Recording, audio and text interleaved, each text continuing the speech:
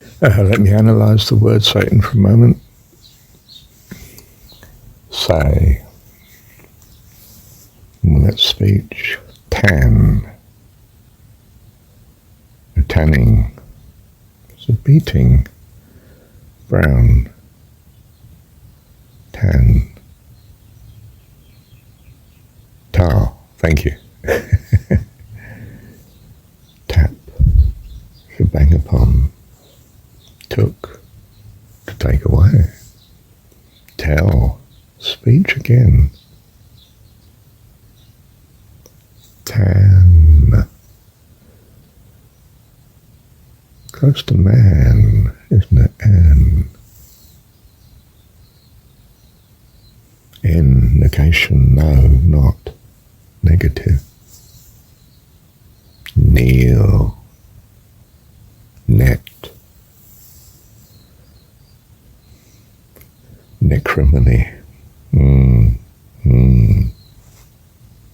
noose, no. Instantly imparting the foolishness of knowledge. To know, what a negation knowledge is. It's not knowing at all, is it? Experiencing and feeling in your heart, this is knowing, true knowing. What we call knowing is complete negation of reality usually. And we throw away this theory in favour of the next one that seems better and more comprehensive. And so it goes on and on and on and on. It's not really knowing at all. It's the best we can do with analysis as opposed to heart living. The love of God as opposed to the fear of the world. To come back to where I was there. Analysis of the word Satan. Remember, it's the word of the name we've given him. Certainly from the English point of view anyway. I remind myself that all things are made by God. Nothing that is made except by him. And he is a wonderful, all-powerful, all-knowing, loving God. Especially loving. If I possibly can, I will trust him for all that presents to me as evil. Even the scripture declares Satan to be a fallen angel. Didn't God make the angels just as he made Adam? Didn't Adam also fall in the story, as did Satan? Is there hope for Adam? Well, the whole story is that there is. Certainly Jesus rebuked Satan and said, "Get behind me." It's different to flattening him, destroying him, chaining him up, throwing him into eternal damnation. Just said, "Get behind me." You know when your dog pulls you along? Bad training that, you know. Put him behind you. You impress upon him, "Look, I'm in charge, not you, love." "Oh, yes, master." And you got a good obedient dog.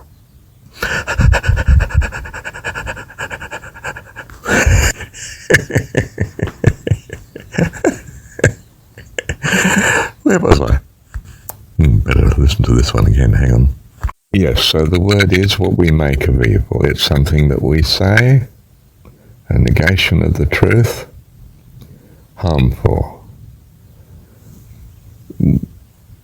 Why is it there? Why are we allowed to say this? Well, because it gives us contrast. We know what the good is by comparing good and evil. They give each other bearing in terms of each other. This is Satan's role. If you stayed in heaven without meeting a fallen angel, you wouldn't know what evil was. You wouldn't truly understand and appreciate what heaven is. Satan protects you from the experience of Satan, rather. I don't mean too close an experience, just the observation from a distance would be quite enough, you would have thought, for most people, will give you an absolute devotion to that which is good. You know, it's a carrot and stick. The carrot is, oh, God is kind and lovely. The stick is, my goodness, you any idea what it'd be like if he wasn't? Oh, wow, I do appreciate kindness and loveliness. You're right.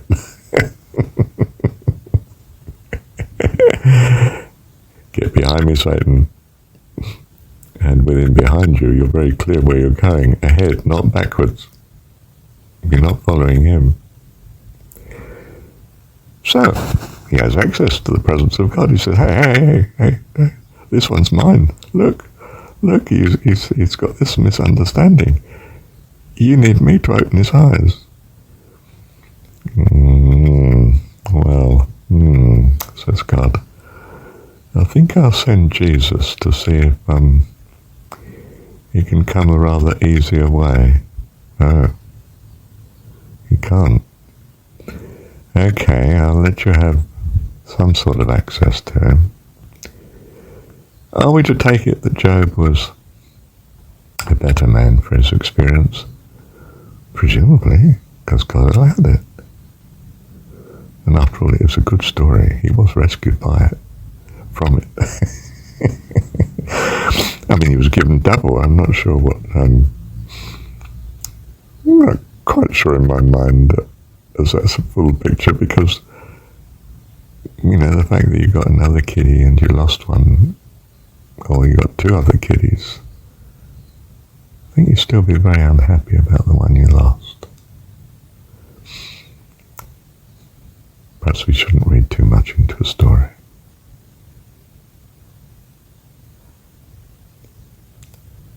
Do you see what I'm saying? Don't read too much into a story. Yes, you can be Gnostic, but keep on track. Know who you are and where you're at. You're a child of God. And that's a God that you hold to be certainly powerful enough and certainly loving enough. For simplicity, all powerful and all loving will do me fine. I'm going to hold to that.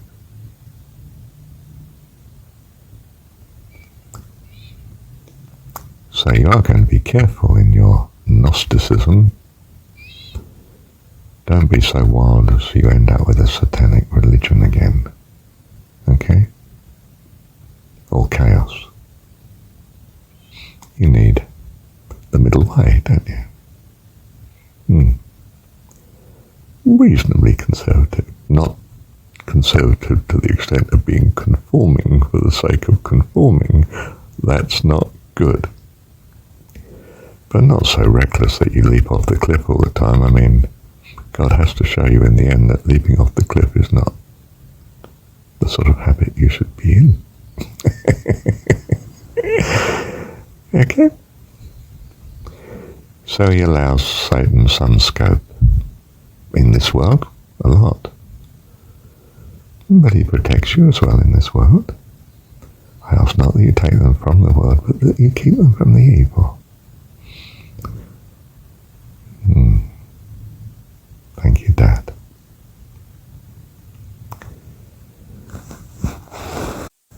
But to my point,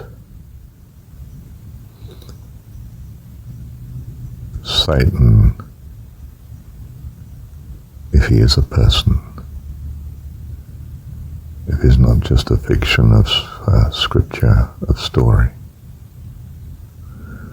but if he is a person, as we're meant to understand Adam to be a person, a representative of something,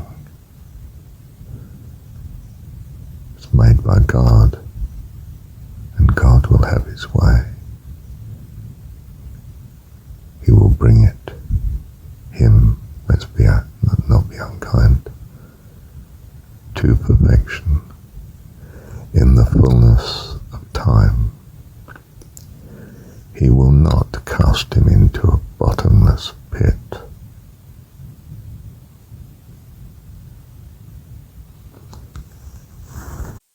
My God is more able than that to rescue Satan. That is my hope, born of my desire to love.